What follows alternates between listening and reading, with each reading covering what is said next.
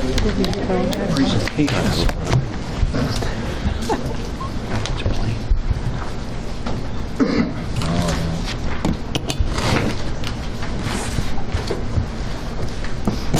don't have it yet.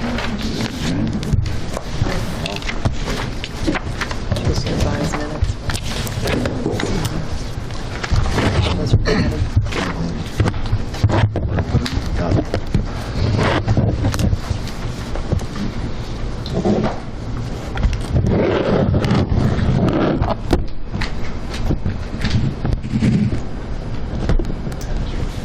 Right there. Is everyone ready? Yep. I wet my mouse. I will call the May 20th special meeting of the Joint Board of the City of West Lafayette and Purdue University to order. Secretary Daniels, would you like to call the roll, please? Dave Buck, Here. Ken Sandel, Here. Julie Griffith, Here. Chandler Poole, Here. Tim Clark, Here. and Abby Daniels is present. All right, thank you. First item of business is approval of the minutes. Did everyone have a chance to take a look at the minutes, review them? Have any comments, corrections, questions? I would move approval. Second. Sorry. We'll fight over it. She can have it. Okay. Ken Sandel moved for approval. Julie Griffiths seconded. Any discussion? Hearing none. All those in favor of approving the minutes say aye. Aye. Any opposed? The minutes are approved. Okay. On to new business. Several items on the agenda this afternoon have to deal with the State Street project, the project development agreement. Which mouse do I want to use? We do have a small presentation here, kind of several action items outlined. One of the first action items that we need to take on is approval of the project development agreement. Who's speaking about the project? Is someone going to speak about the project development agreement? Steve, would you like to just briefly talk about the project development agreement, what it does, and what we would be taking action on? Yeah, thanks, Mr. Chair. So I'm Steve Schultz, legal counsel at Purdue University, and along with my esteemed colleague, counsel to the city, Eric Burns, have been advising the joint management team who, of course, get their authority and their direction from the city and the university to advance this project. Since the entering into the memorandum of understanding that the council and the trustees approved back in February, the joint management team has been working on advancing the project. Key first step in that is to define roles and responsibilities of the different partners in the project on the public owner side. Of course, you all occupy center stage, especially after today, in that process, you as a joint board. But obviously, the city, the university, their respective supporting organizations, if you will, in the form of Purdue Research Foundation and the West Lafayette Redevelopment Commission.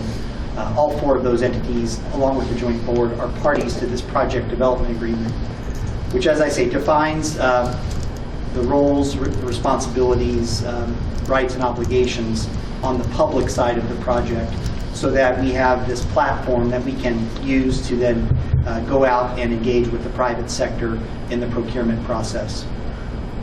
So the project development agreement addresses those things and deals with things like the funding structure, the source of funding, the timing of the procurement, the nature of the public-private agreement that will result from the procurement process, the fact that the procurement itself is taking place under the Indiana Build, Operate, Transfer statute, that's Indiana Code 5-23, and essentially is a roadmap for how we go from this point to ultimately entering into an agreement with a private sector counterpart that's going to design, construct, operate, maintain, and finance this project over the next 20 years. Among other things, of course, this will be a key focal point for the private sector. It gives, it's a way for us to demonstrate that we on the public side of things have all of our arrangements in place so that then they can have a lot of confidence to come in and bid on the project.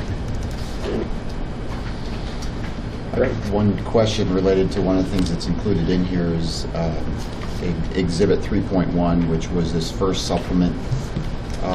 Could you define and state what that is? Sure, and by the way, Eric, jump in on anything. We might tag team a couple of these points, but, and Matt Morgan is here, by the way, from Barnes & Thornburg Council, as you know, to you, in connection with this effort. We, of course, have you exist under the interlocal agreement that was entered into in 2014 at the time of the annexation between the city and the university. That interlocal agreement contemplated lots of things that the joint board would do to advance the matters of shared interest and common concern. And that alluded to the fact that projects could be done under the oversight of the joint board from time to time. What the first supplement to the interlocal agreement does is expressly identify the State Street redevelopment project as one such project to be overseen by the joint board, and expressly cites Indiana's BOT statute as the mechanism that the joint board will use on behalf of the city and the university to deliver the project.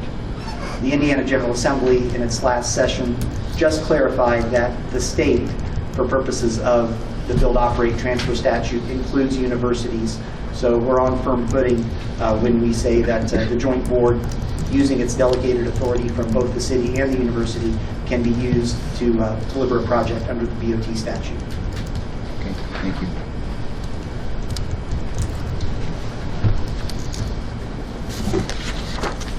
Eric, did you have anything you wanted to add? No, I think that covered it thoroughly. Thank you.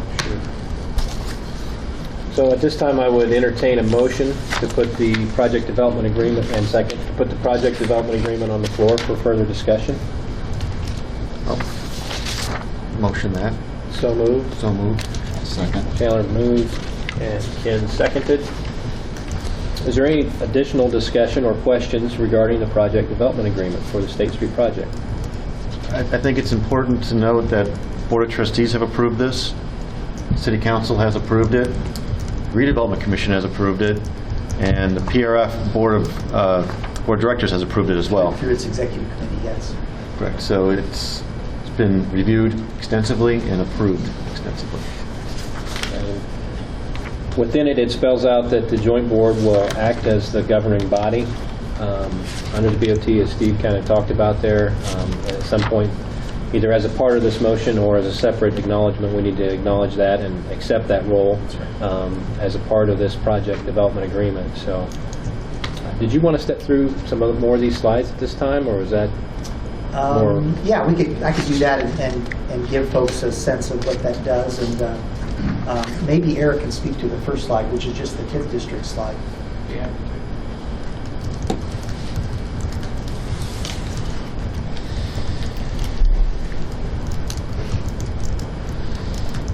As you know, as part of the annexation and part of the activities following that, there were two new TIF districts that were developed. The first one you see at the bottom of the screen at 231 Purdue. There's another one that's 231 North. But the 231 Purdue is the focus of all of our activities up to this date, and will be the focus of the approved proposal at some point in the future, should we get to that point. The Levy Village is also another TIF district, and you see that a little bit there to the right in the light purple. So 231 Purdue is fertile ground for growth, and if it had a lot of growth right now, it would probably be a source of payment, a substantial source of payment towards the State Street project. But it is green growing grass, and it is yet to be developed, even though there are great hopes and optimistic plans for that in the near and medium and long term. And so, as between the two of them, the existing Levy Village TIF, which has been in existence for a very long time, is going to be the TIF district that's going to provide the AP or availability payments towards any successful project. As the 231 Purdue TIF develops over time, it will then begin to shoulder weight of the payments. Until that occurs, as you've heard, there will be as outlined in the PDA, that you just approved, there will be a credit facility that will shore up the revenues that the 231 Purdue TIF is just gaining steam on. So it makes a lot of sense. You've got the two ends of State Street, 231 Purdue out to the west, Levy Village more to the east, and over time the two of them will be paying for the State Street project. Do you have any questions about any of the issues on that? Obviously Chandler knows a lot about those also, so. There's one slide that's 2 ahead of this one, or 3 maybe, that illustrates what Eric just said, and it might be a good graphic to show at this point, Mr. Chair. Well, I'm pushing the wrong button. We'll come back to that. This one? So, yeah. So as Eric was just alluding that tip Here you go, 2. for the record. Yeah, sure. Well, we're not even. You can stand up. Where am I? We're not. Yeah. Are you Stay okay there. there? So tip 2, if you see the hypothetical green line curve there, that represents the tip 2 increment growth, which, as Eric said, we're optimistic about, but at this point, not a lot to show. Assuming that there will be a construction period between, call it April of 2016 and December of 2018, there will be no payments under this availability payment structure through the BOT statute, no payments during construction. But then upon project substantial completion, these availability payments start. And although we hope that tip 2 is cash flowing in a strong way by that point, let's plan for the fact that it will not be. So that's why this tip support facility exists. And what the red portion shows is that there could be a time when availability payments are being made to the developer operator under the public-private agreement. And there's insufficient funding from tip 2, so that's why the tip support facility is there to provide cash in the form of draws on that facility. And then at such time as tip 2 has more than enough revenue to cover its share of the availability payments, that's how the tip support facility would recover those draws. And the tip support facility is being provided by Purdue Research Foundation, which is why we reference the PRF there. And Steve, just to point out that green line, the slope of that green line It's not linear, yeah. may not be linear. It may be more or less than what's predicted here. This is Exactly. totally graphical. This is just a hypothetical. Is the starting point of the green line the existing TIF revenue from TIF 1? No, the starting Tip, point. sorry. The starting point is really, you can put a 0 there, but generally, it's starting point is just tip 2 for purposes of this illustration. Okay. So maybe back up another couple of slides. And by the way, just as a point of order, you have the approval of the project development agreement and the resolution that we put before you. So maybe if you want to make the motion on the adoption of the resolution, and then deem this discussion to be occurring as a development Can you resolution. back up from there? Sorry. Go back 2 slides. So this is one slide that we've actually used in connection with some of the other approvals that we've sought over the last few days. And in an ideal world, in a very simplistic world, this would basically be how things would work if there were no kind of temporal constraints or other complex legal or statutory constraints on it. Ideally, the TIP revenues would flow directly to you as the joint board. You would then enter into a public-private agreement with the developer operator through the procurement process, and that's how the funds would flow. In reality, it's the next slide. This is more like what's going to happen, and it helps illustrate some of the things that might be coming down the pike for you over the next few months. And Eric, to the extent you want to wade into these waters, can speak to the EDC bond, but in general, to get the TIF revenues into your hands as a board, to make the payments to the developer operator, we have a mechanism under Indiana law called an economic development bond, an EDC bond. So that there will be an issuance of that bond that actually the city council, and I think you may have addressed this with the council last night, whereby the council will issue this bond and essentially secure the obligations of the redevelopment commission to make the TIP revenues available to the joint board. In addition to having that bond in your hand, you will also have a credit agreement with Purdue Research Foundation to provide the TIP support facility. And Tony Benton, no stranger to these halls, will be representing Purdue with you in those discussions. So. The only other comment I'd make about the bonding for the city, it'll be approved by the Economic Development Commission, it'll be approved by the Redevelopment Commission, and then ultimately by the council. And it is not a standard TIF economic development bond, because as you can imagine, in a usual situation, you have just a construction time, and the constructor, the winning bidder, is paid in a lump sum. In this particular situation, as you're well aware, this is not a contractor builds, contractor leaves and gets paid and never looks back. This is a long-term relationship under the BOT statute. And so even though we're going to have it built by a contractor, that contractor will be around providing services, including turning it over in an adequate and good condition 20-some years later. And so the EDC bond that is being done here is a structure that the marketplace will recognize, because there have been hundreds, if not thousands, of them done all across the country. However, it's different in this respect. It provides the legal structure, but actually the payments, instead of going to a bank or some other lending institution to get all that money up front to pay this, the contractor, the winning proposer, that bond is going to be a shell, if you will, that gets repaid over time from the availability payments. And so to the winning proposer, or to all the folks looking at it, it will look like and be structured legally just like any other TIF bond, which will make them understand what the legal framework is, and it'll be clear that it is an enforceable obligation. Any other questions on that?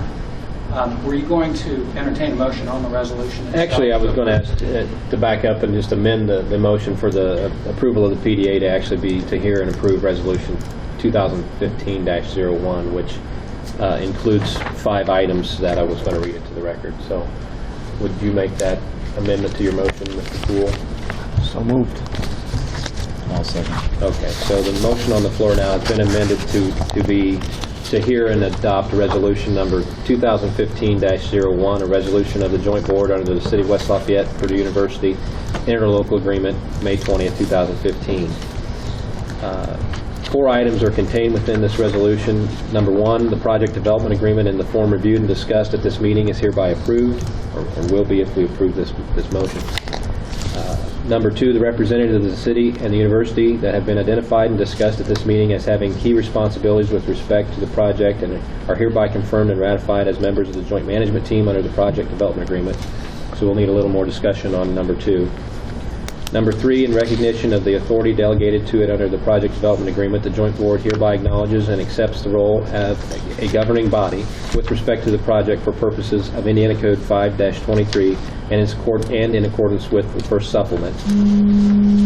Number 4, the officers of the joint board and each of them are hereby authorized in the name and on behalf of the joint board to A, execute and deliver the project development agreement with such changes thereto as they may approve consistent with purpose and intent of this resolution, with such approval to be evidenced by their signature thereon, and B, to negotiate, make, and execute the credit agreement for the TIF support facility with PRF as described in the project development agreement, and such other contracts, leases, documents, and instruments as they deem necessary or expedient to effectuate the transactions contemplated by the project development agreement, setting forth such terms and conditions as in their judgment may be reasonably necessary or desirable, and the Secretary of the Joint Board is hereby authorized and directed to attest the execution of such contracts, leases, documents, and instruments. And number 5, the above designated officers as well as the members of the joint management team, when acting in their capacity as such, are hereby authorized and empowered on behalf and in the name of the joint board to take all necessary and proper actions to launch and conduct the procurement as defined in the project development agreement, including without limitation by releasing a request for qualifications as expeditiously as possible following the conclusion of this meeting. Oh, 4 and 5 had some meat to them, didn't they? Regarding number 2, I'd like to have a little discussion on representatives of the city and university with regard to the joint management team. I believe that's it's being called. Go back to it. Tim, can you hit next on that, please? an extra bag. Well, there you go. Perfect. That's great. Yes. Recognized members of the joint management team. I believe from a working standpoint, myself and Mr. Poole would be the city representatives at this time of the joint management team. And on the Purdue side would be Mr. Klein, Mike Klein, and Eldon Peterson. From the Purdue side, it's likely that there'll be additions and changes to the joint management team as time goes on and as the project progresses. Obviously, those changes and modifications would be subject to the approval of the joint board moving forward. But that would be our starting joint management team at this point in time. So, does anybody have any questions about that item? So, that would be what would be contained under item number 2 in the resolution. Are there any questions about any of the other items, number 4, number 5 on here? Mr. Chair, if it would be helpful to talk about the RFQ and the path forward from here. I mean, I know you're well familiar. Sure. Really, this project development agreement is kind of the starter's pistol in terms of the open market. And our message to the open market for this project and getting the description of the project out, as well as the request to have teams form in the open market to submit qualifications, will be the release of the request for qualifications. And this is a fairly in-depth document, and it will be made public tomorrow at noon by release on our project website, and anyone in the public will be allowed to register and download that document. Teams will do so and will be able to follow up with supplements or amendments to that document going forward. The request for qualifications will be on the street, if you will, for several weeks. Due dates for statements of qualifications will be due July 2nd. And then the project management team, I believe, will be directed to, at that time, receive those on behalf of the joint board and begin reviewing those statements of qualifications with the intent to shortlist to no more than 3 teams. So that's really the next step, or one of the chain of events, I guess, really, that will start once we would approve this resolution here this afternoon.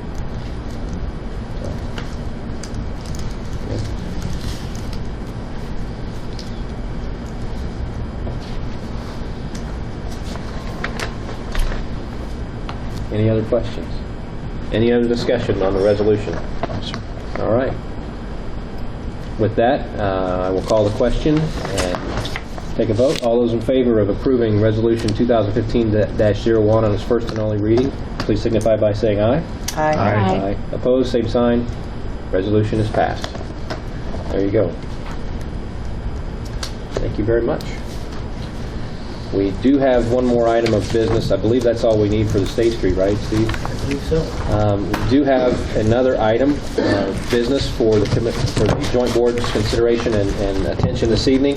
A proposed plan development project is potentially on the horizon in our collaboration area within the city and university approximate areas.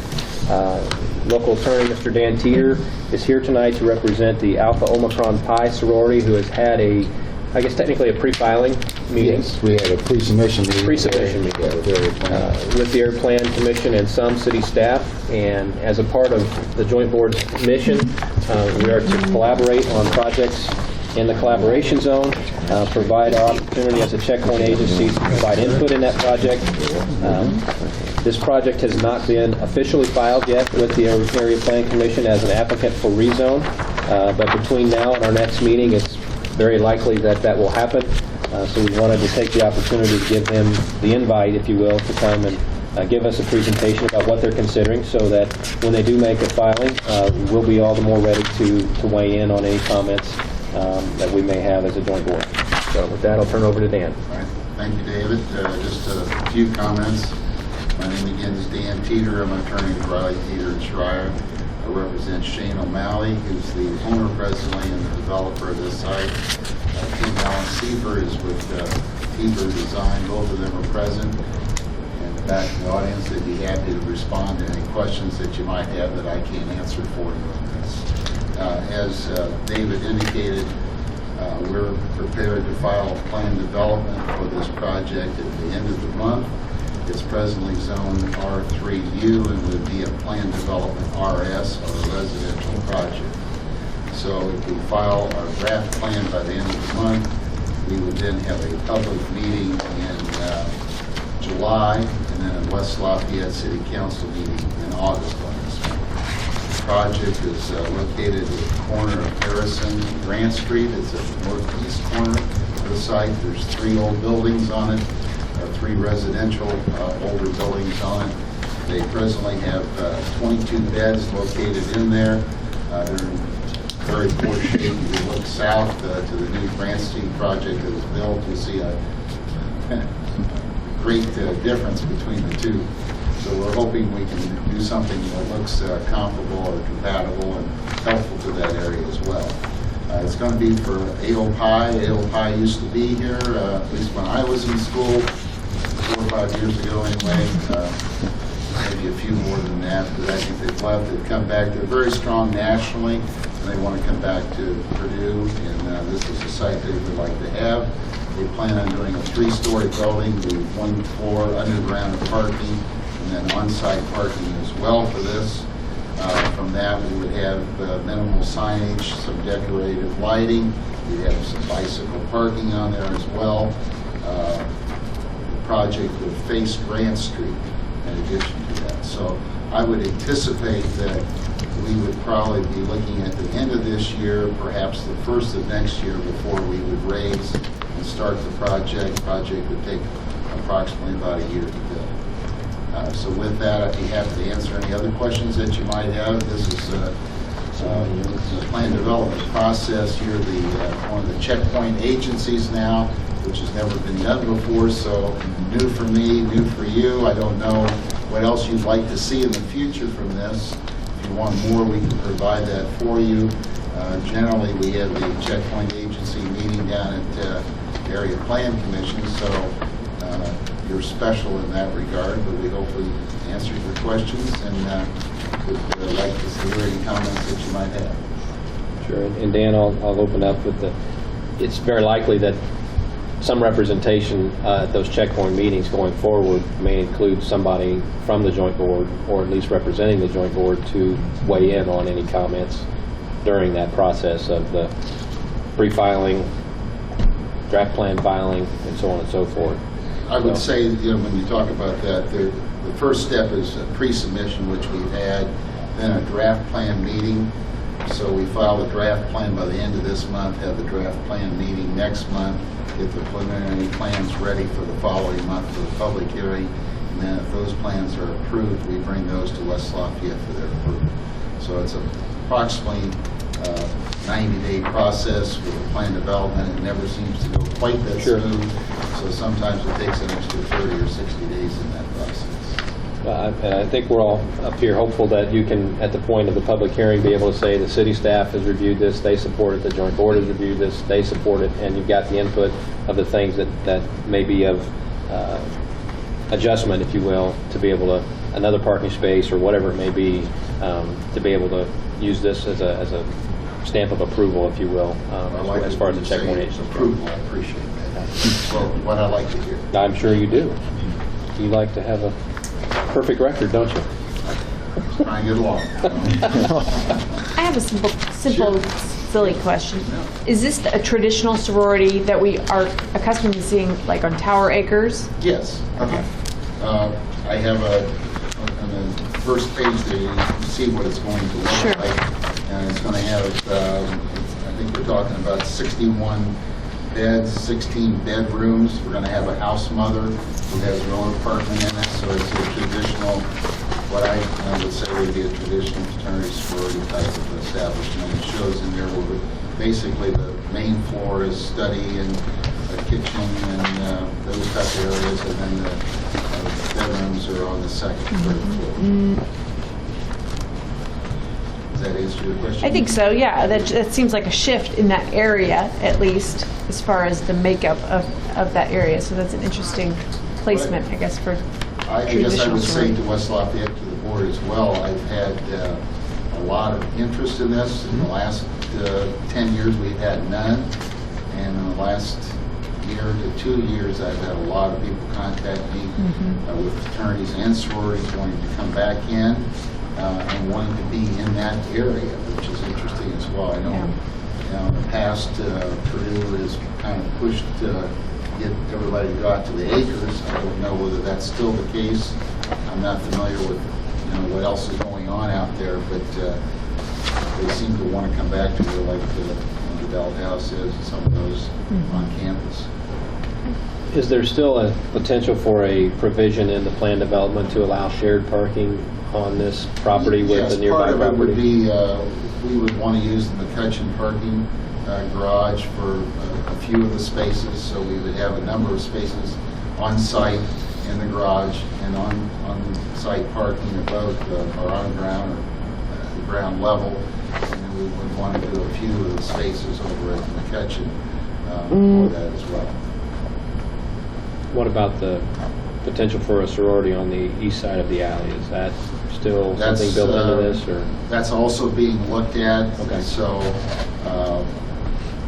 what you see here is on this corner, a small portion of it on the east side would actually be part of a new fraternity or sorority that might come further east. But that's in very preliminary stages. East of the alley? Correct. Would there be shared parking on this property if Yes, that there came? would be. Okay, that's what I was asking, so that's still something that's being considered and would That's be being built into considered, this? correct. Okay. I think to your point, Abby, you pointed out the lack of community in this area for other sororities, fraternities, and so forth.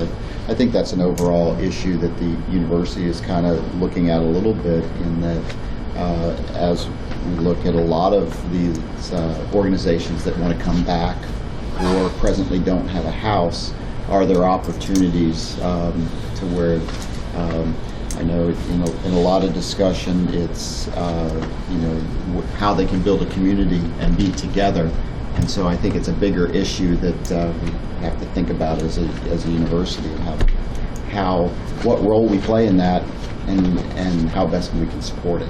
So. Exactly.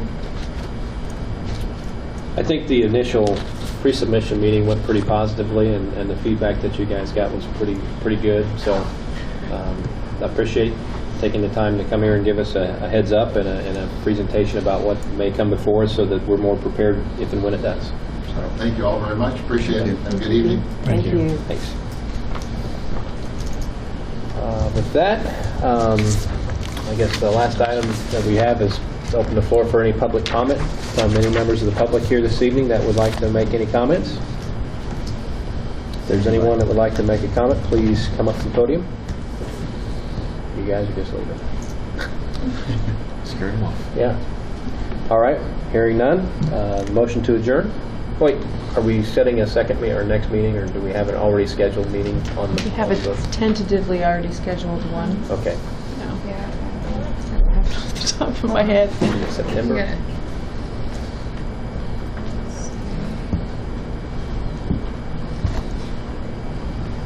think it's July. I think we were doing quarterly meetings.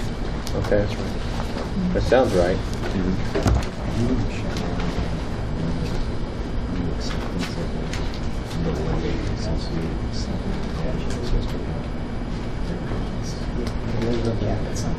We need to accept, but I can report on it. July 23rd. Yeah. July Again. 23rd. July Oh, 23rd 23rd. is the next tentative scheduled meeting. That's a Thursday.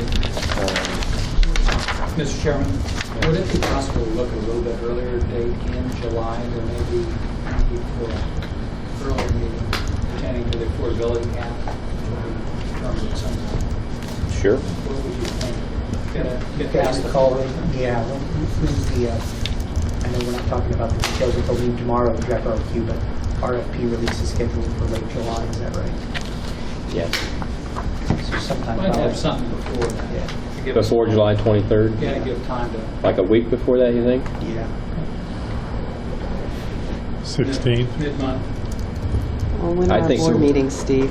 Our board of trustees meeting, is that going to conflict? Yeah, I don't know when that is. Do you, I can go quick. I'm sorry, that's a Tuesday. What day is it? Did you say 23rd? That's a Tuesday. Yeah, It's but a you talked Thursday. about the 16th, right? 23rd is I'm a on June. Thursday. I'm on June, sorry. July 23rd is a Thursday. Correct. If the trustees meet the week before that, then Well, I think, let me see if I'm right about that. Maybe that's, Tell you in a second. Yeah, with board meets July on the 14th. 16th and 17th. Yeah, I'm Of thinking July. 15th. You're right, 16th, 17th. see, the trustees meeting would be relevant to You do it on the day before the 15th. this. 15th is in. Would that work for the board? For the 23rd? It's for me. well, let me just step through the schedules. I understand the receipt of the SOQs will be on July 2nd.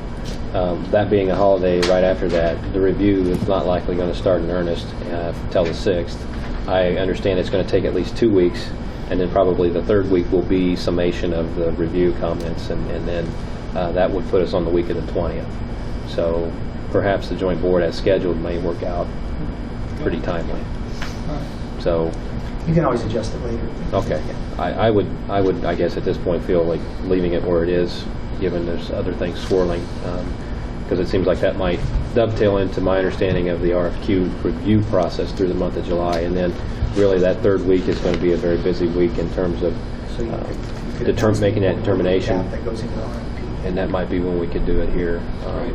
And then the last week of July would be the focus on the draft RFP being released. So. Sounds good. Okay. I do want to just touch base and report, as the gentleman here earlier on the checkpoint agency list, the Area Plan Commission did get our request. Actually, through a series of bylaw amendments, they simplified their entire checkpoint agency process to make it easier for checkpoint agencies to be adjusted and changed as changes are made, rather than being so formally inside the Area Plan Commission's bylaws for both the zoning ordinance and the subdivision ordinance, as I understand it. It's a pretty high-level explanation, but suffice it to say, they've made their process easier to amend the checkpoint listing, and they've added us to the checkpoint agency listing for the collaboration zone. So that was the result of our request, and that process, as I understand it, is done. So with that, I will entertain a meeting to adjourn, or a motion to adjourn. Meeting to Yeah, let's have another meeting. I move to adjourn. So Julie already did that. Second. Sorry, Julie. I didn't hear you. I know you're hoarse. All right, we are adjourned. Thank you. Thanks. Hey, we're going to make your meeting. We got the questions answered.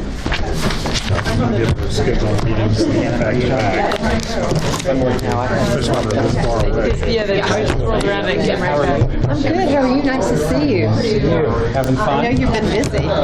For sure.